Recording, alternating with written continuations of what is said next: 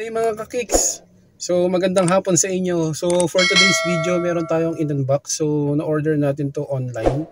So typically syempre, andito tayo ngayon sa sasakyan natin sa Vios. So ang gamit natin is Vios Superman Gen 3, which is 2015 model. So yung na-unbox natin ngayon is yung TPMS. So kung familiar ang lahat, okay, this is a tire pressure monitoring system. So para at least habang tumatakbo tayo, monitor natin yung PSI o yung tire pressure ng gulong natin para at least ma-avoid natin yung mga sudden biglang mapa-flat or kulang na pala tayo sa hangin. Alright? So pakita ko sa inyo.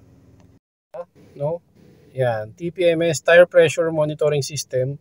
So meron siyang solar charging na rin siya. Pwede rin siya sa USB. Then syempre, pressure monitoring, meron din siyang temperature monitoring, color digital display. Yan, so madali mo mabivisual, no, kung alin yung mga part ng gulong, kung harap or likod. Then meron na rin siyang anti-high temperature, no.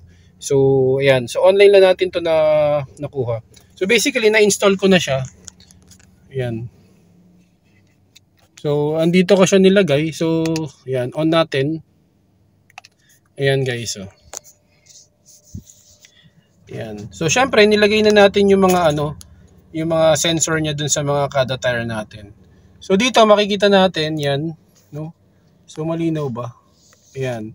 So dito sa front natin meron 2.5 nasa 31 PSI siya. Then sa likod din natin sa 31, sa right naman is 32 and 33. So basically, okay pa naman siya lahat. Usually 32 yung PSI na nilalagay ko sa harap and 30 sa likod. So yan. So okay pa naman yung mga tire niya, pero syempre ile-level na lang natin uli yung yung hangin niyan. So at least ito mamo-monitor natin ngayon habang tumatakbo tayo, no. Kung meron tayong problem na medyo malambot or sobra sa hangin, lalo pag mga nagpa-vulcanize. So yan. So ito very na siya, convenient. So habang tumatakbo, so dito nilagay ko siya rito, no. So through solar lang naman din siya. Ito yung solar niya para sa kanyang battery. So yan, makikita nyo meron siyang indicator, ayun, no? Indicator ng battery kung lobot na siya or hindi. So pwede na siya USB charging. Yan. So easy to install lang to mga guys. Alright? So sa mga ito, sa mga gustong magkaroon nito, ito yung sample natin, TPMS. Alright. So okay naman siya for now. So alright mga kakiks, ride safe and ingat-ingat tayong lahat.